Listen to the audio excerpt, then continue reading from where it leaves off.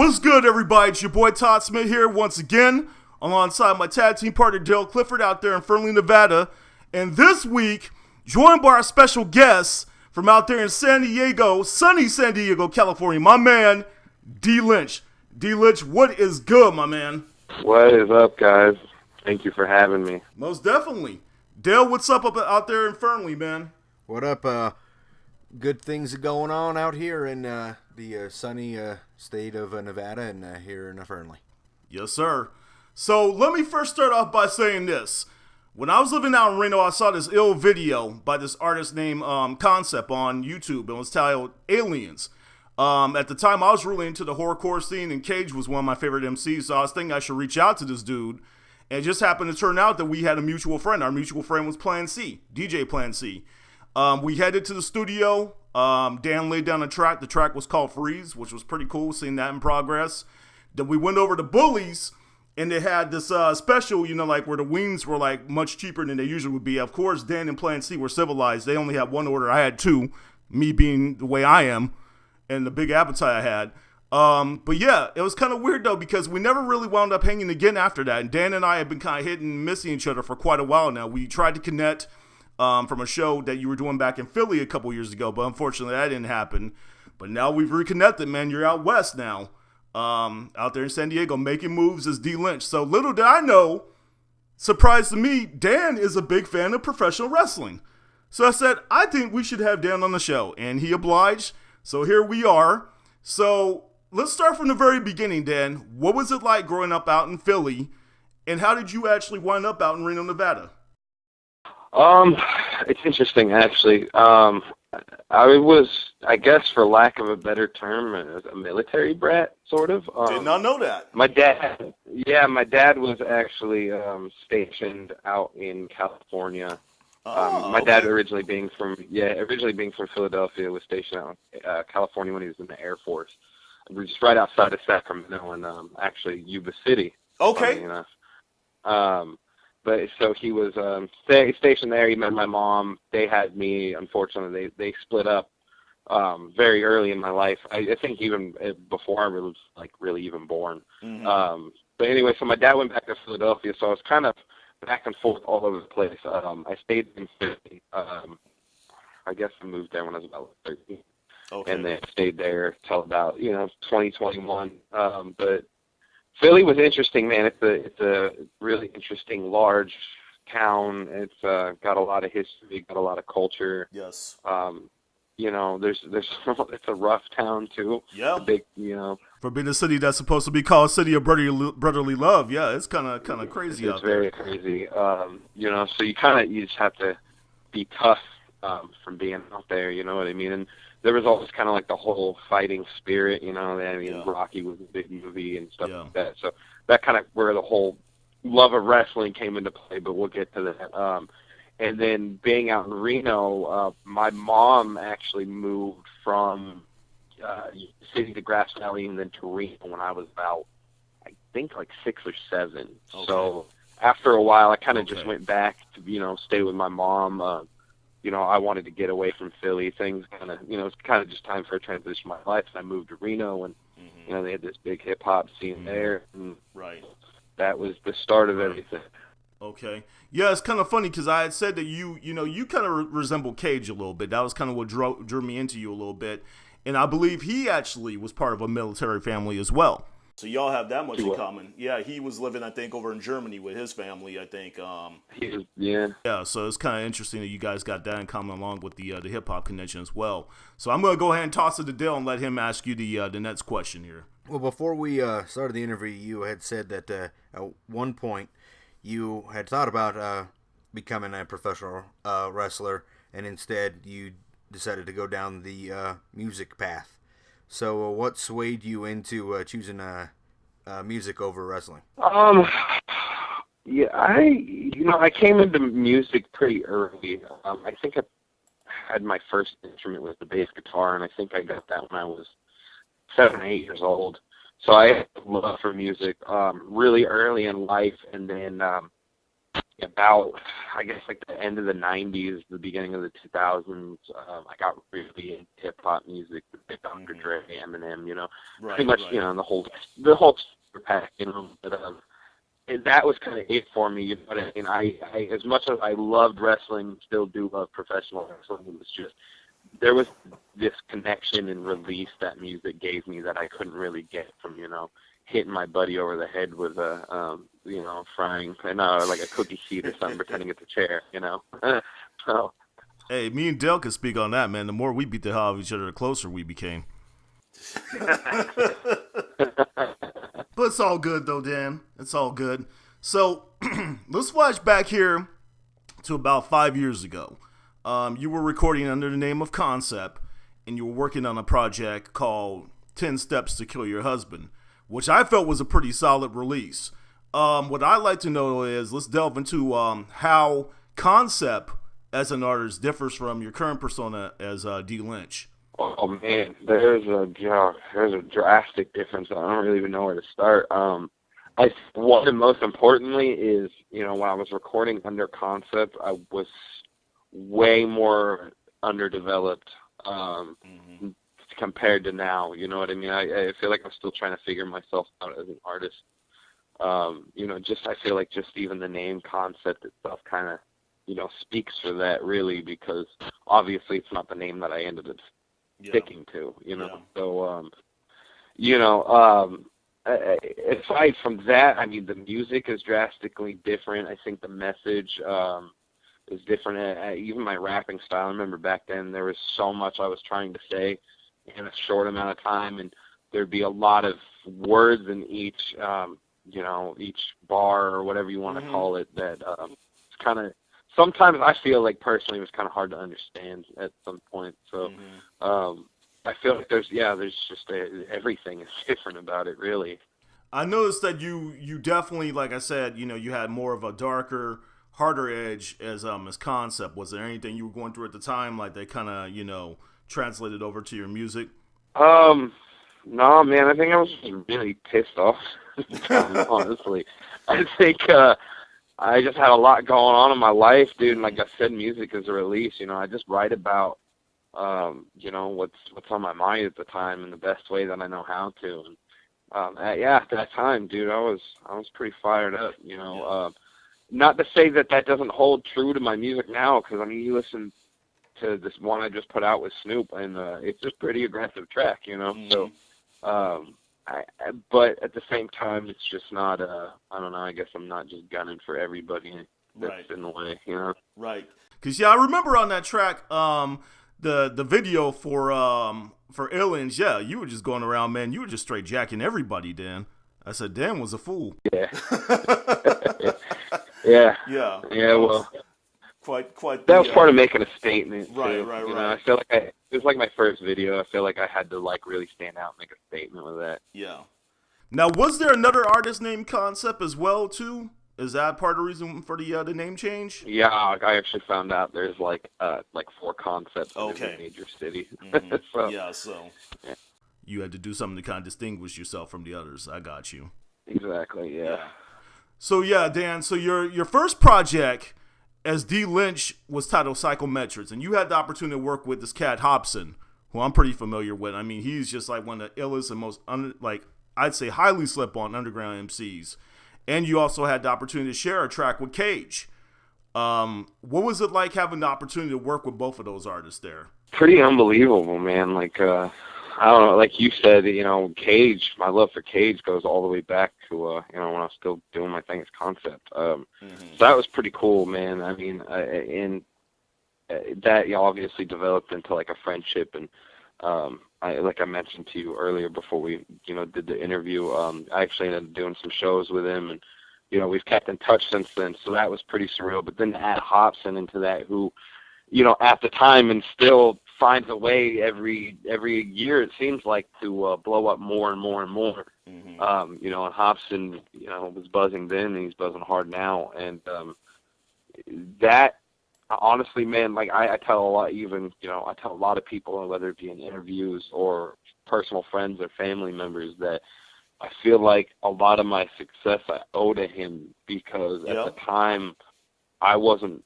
really, nobody really heard of me except for like, you know, Cage and a couple other guys that he worked with, because, you know, I was just always at their shows and whatnot. They were just used to seeing me around. But, you know, Hobson and I met randomly at a skate shop in LA, and, you know, this guy, I don't know, man, he was just, for as big as he was just different. And, you know, I got to do what I got to do, and, you know, I feel like that led to pretty much everything else, you know. That's cool, man. That's cool.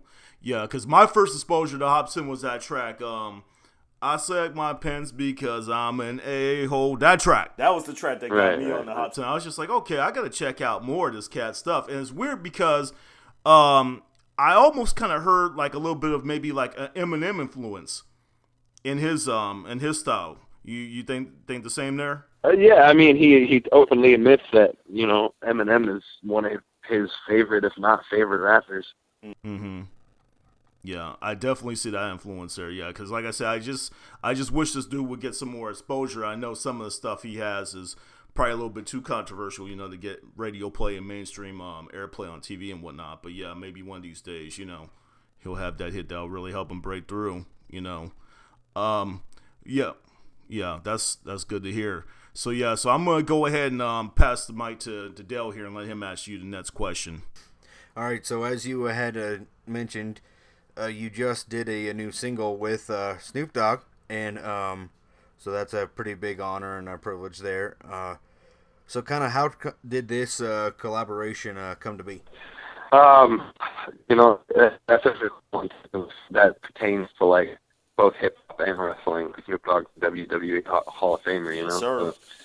Yes, so that's pretty cool too. But that actually came from I work with this company, Trend Death, and we decided to create a team of producers. We've actually been looking to add more people to the team of producers, but one of the guys, the first guy that I signed was my buddy Sam, and he is part of a producer team also called Anno Domini. Okay. And Anno Domini himself is a pretty big producer, and he's very well connected, and I got that connection through him, but also with the company Trend Death that I work with. I mean, they've already had records with Snoop Dogg. You know what I mean? They've had one with him that was on the Billboard charts.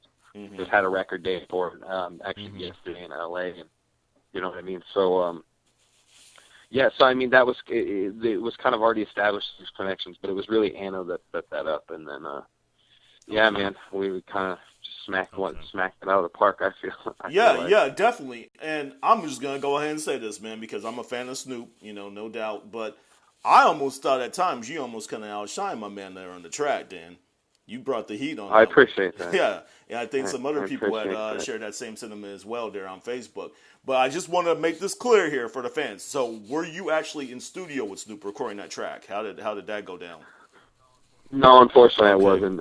It is insane schedule. I mean, the guy had 2 hours to do his verse, which is amazing for the job that he did. But he did his verse in 2 hours, and then he had to go, you know, because he runs the football team too. So right after that, he had to go do football stuff. So unfortunately, because of the schedule, no, it didn't go down. Man, you know, it is with Snoop. Snoop was probably sitting there rolling a J while he was writing the verse with the other hand.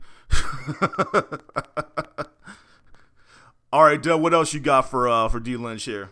Well, I think at this moment we're going to make it a special treat to the listeners. We're going to take a snippet of the track, and give you a taste of the skills that Dan provides, not only as a producer, but what he can do behind the mic as well. That's right, y'all. Coming up next, a little snippet of the track, Effin' With Y'all by Snoop Dogg and D Lynch.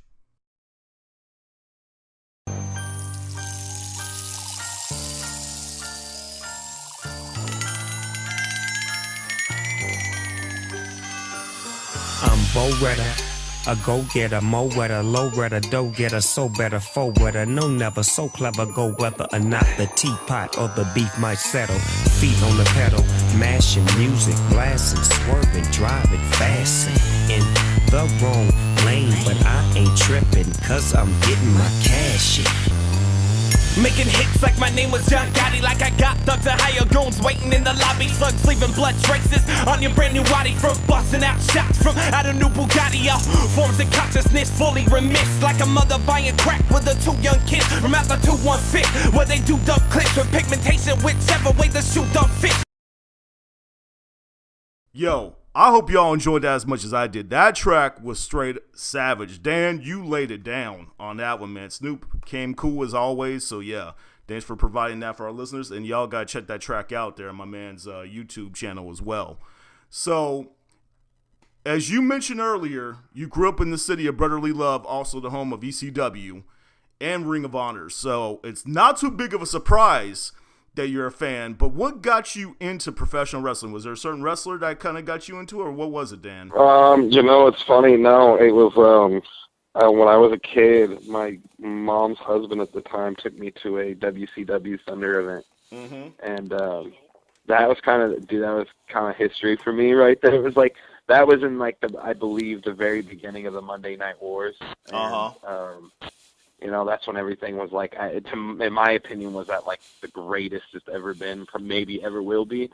So it didn't take much. I mean, just that one event, I immediately fell in love with wrestling. I loved the whole, not just the fighting, but the promos, everything about it was just great to me. And then I watched a couple more WCW events, and then I switched over to WWF at the time pretty quickly because I got wind of Stone Cold Steve Austin. Yes, sir. I heard what he was about, and I was like, "Oh man, I gotta watch this."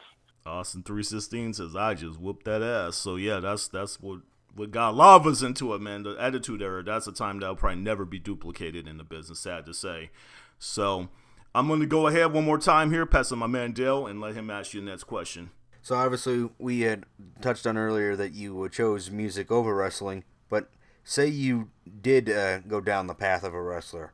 Did you kind of have a gimmick you wanted to go with, and a type of theme music you would have been interested in using? I don't know about gimmick. I don't think I ever really made that far into the thought of it.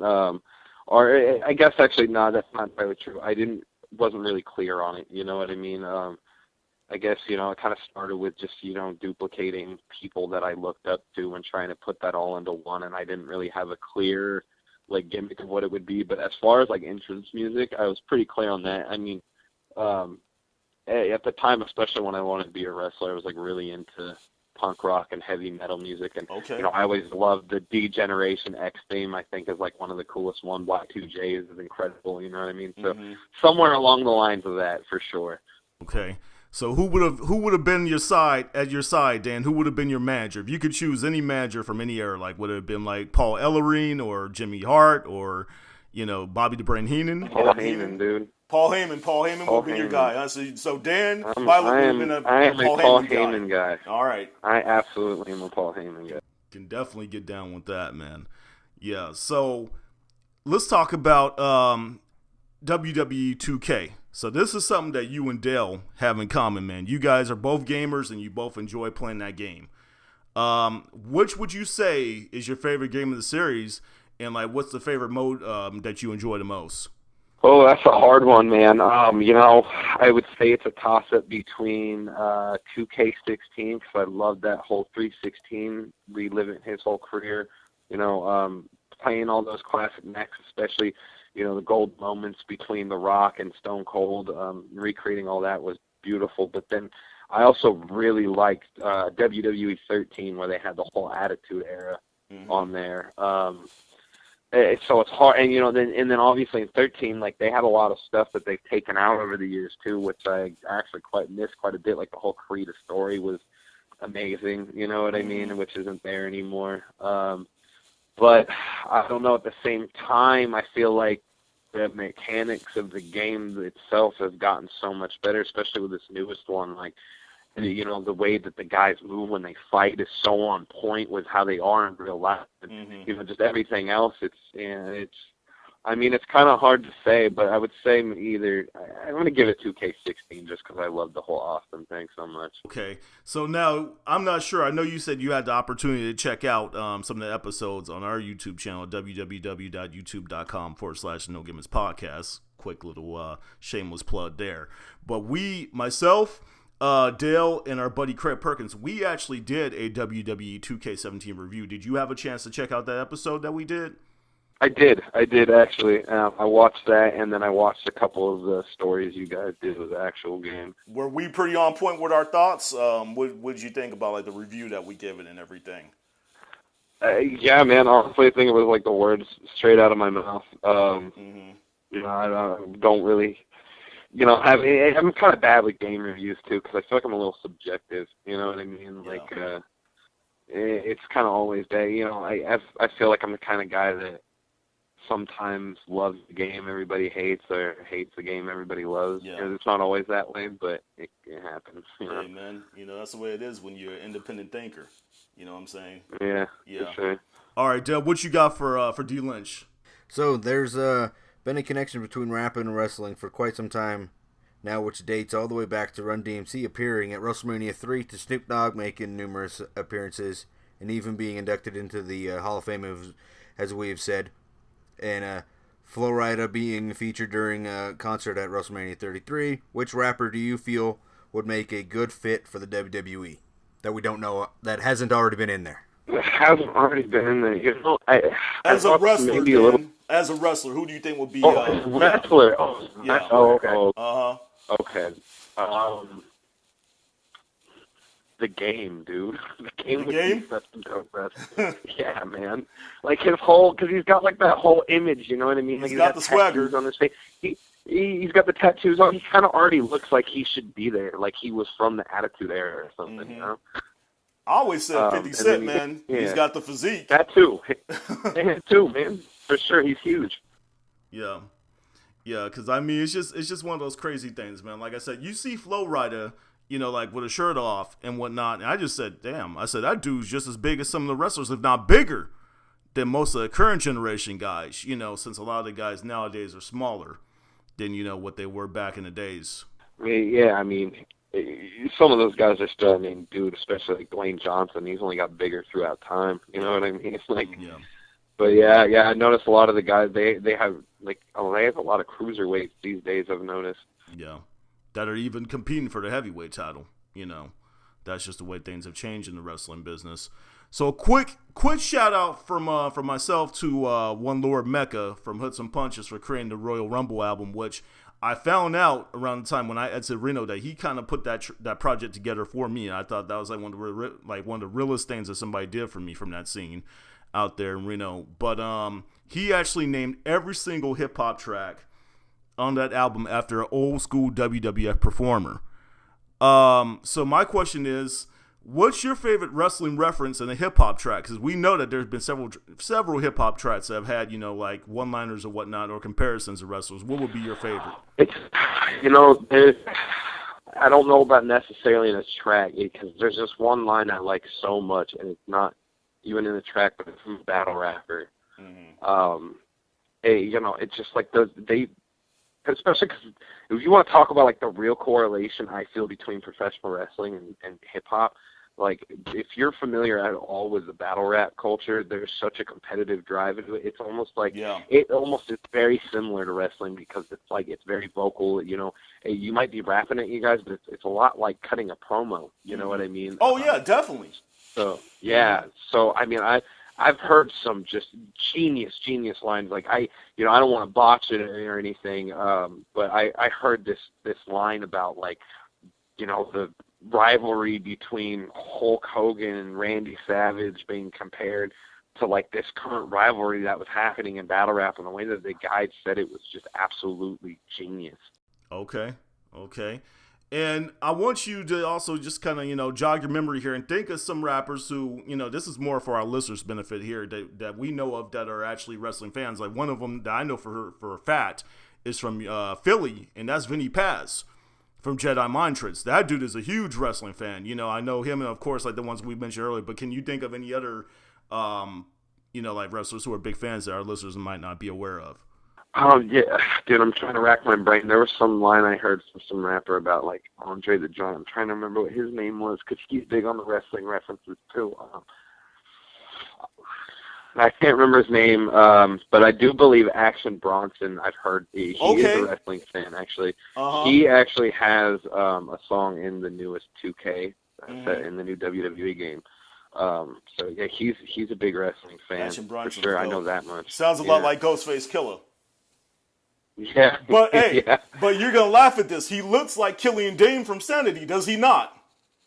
He does. Actually. Yeah, big old fat hairy white dude who can flow. Yeah, he does. And that's fun, man. Yeah.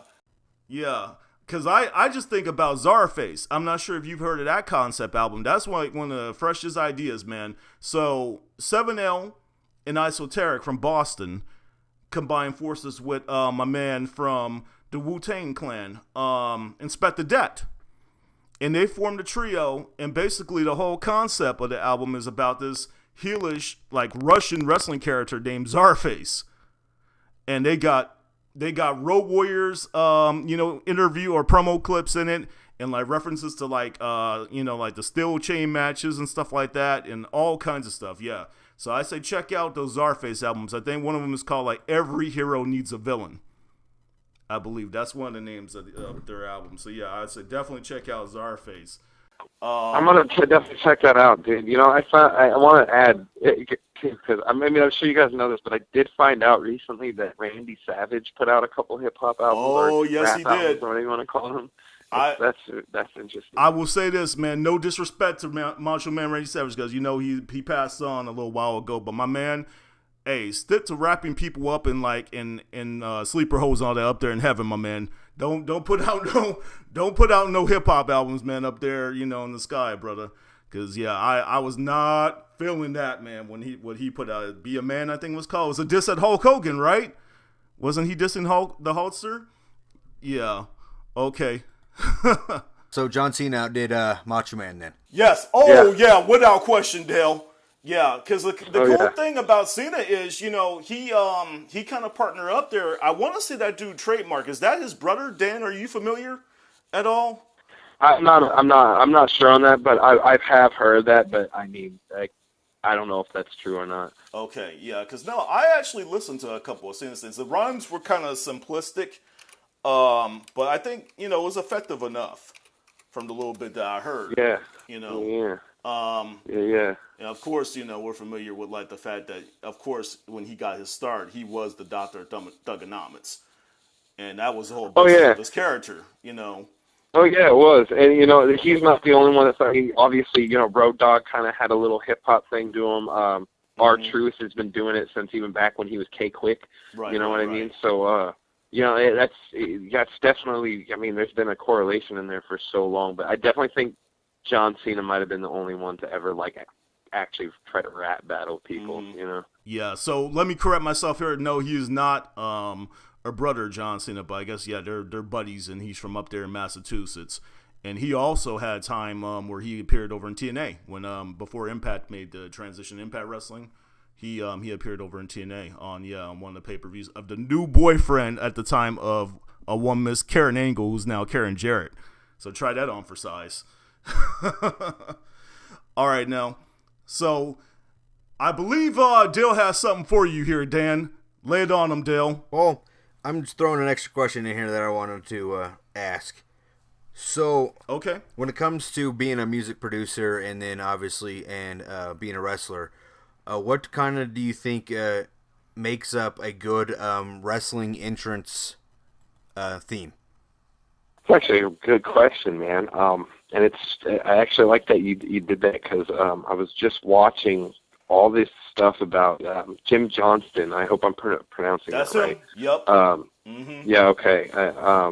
And I was so fascinated by the ways that he makes the music. I definitely think what makes for a good entrance is it's really gotta define the character to a T. You know what I mean? And that's always what I loved about the WWE entrances is they always did such a masterful job. Dude, when you hear that glass break with Austin and then his music plays, not only do you know who's coming to the ring, but it fits his character so well, and it adds to his whole, like the whole energy of the entrance, with Triple H, with the Motorhead theme, with, the Rock's theme, Kane's, et cetera, et cetera. It really defines who they are. And I've always loved that they've been able to do that. And, really it kind of like brings a different kind of life to it, in my opinion. So I definitely think that's really important, whether it's a really heavy track or, they go with like the more somber ones or whatever it is. Yeah, man, because I'm telling you, it's crazy when you go back and like if you watch old school NWA Jim Crockett promotions like from back in like the 80s and you actually heard like the Road Warriors coming out to Iron Man by Black Sabbath, you know what I mean? Or like you actually heard like Dusty Rhodes coming out to the Midnight Rider when he was the Midnight Rider, but like eventually like the rights all changed, and stuff like that, and like the whole music, industry changed. So basically it became, hey, each time you want to play that track, you got to pay. So then that's when WWE, said, hey, we're going to use either Jim Johnson or now it's mostly CFO. They do a lot of their music for the wrestlers over there now and actually making the custom themes. So yeah, it's funny how things change, man. So now, Dan, now that we got you here, we got to put you on the spot, my man. We know you've got bars. We know you be laying down tracks in the studio. So if you've got a verse that you would like to drop on us dedicated to professional wrestling, us and our listeners would like to hear it right about now. A freestyle about professional wrestling. Yes, sir. Lay it on us. All right. Okay. Yeah. I got some. Okay. Let's see here. I'm breaking the foundation like Superplex in the Big Show. You say I got no chance, McMahon? What? It ain't that simple. Okay. I got a twist to your fate. Leave you with no wig like Howard Finkel. Yes. I got a chance to electrify, hit you with that people's elbow. Okay. I shock like Mick. 40 feet off the cell, though. See no evil like Kane, you only kill me when hell froze. I got a swagger like Jack, and I'm cold on the mic, yo. You standing in my yard, and that's exactly where my bike goes. Okay. You can thump your scriptures while I keep it a little crass. Because remember, at the end of the day, son, Austin 3:16 says I just whipped your ass. Yeah, my man. D Lynch. Dropping it on the spot, baby. That's what I'm talking about. This dude is just raw, man. Dan, hey, it's been a pleasure having you here on the No Gimmicks podcast, but I'm going to go ahead and hand it over to Dale, and he's going to help you wrap this up here. So, Dan, we appreciate you coming on the show and giving us and our listeners of the program a chance to get to know you a little bit more. And so at this point in time, we'd like to give you the opportunity to promote what's coming up next for D Lynch, any shows you might have coming up, projects you're working on, and, of course, social media places that we can find you at. Yeah, right now, I mean, we have nothing officially booked, but right now me and my team are working on booking a full national tour. We're looking at doing about 2-3 months across the country, maybe international. We'll see where it goes. Nothing's official yet, but it'll be when it is official, it'll be on our website at www.redlabelrecs.com. Okay. Everything that we do is posted on there. That's where you can find all our stuff. Projects. I got a couple more. I can't, because of confidentiality agreements, can't name drop, but I will say that I have a couple more records coming out on the caliber of the Snoop Dogg track, so definitely be on the lookout for that, because they're coming really, really soon. And as far as social media goes, my handle for everything is at D Lynch, faux real, only one R, and that's the handle for everything. All right, my man Dan, we appreciate your time and efforts here on the show, man, especially that verse that you kicked, and for sharing a little snippet of your Snoop Dogg track. Effing with y'all. No need to say the whole entire word on the No Gimmicks podcast. I think y'all can figure out what that means. But hey, man, I just want to take this time to say personally, it's good to finally catch up with you, bro.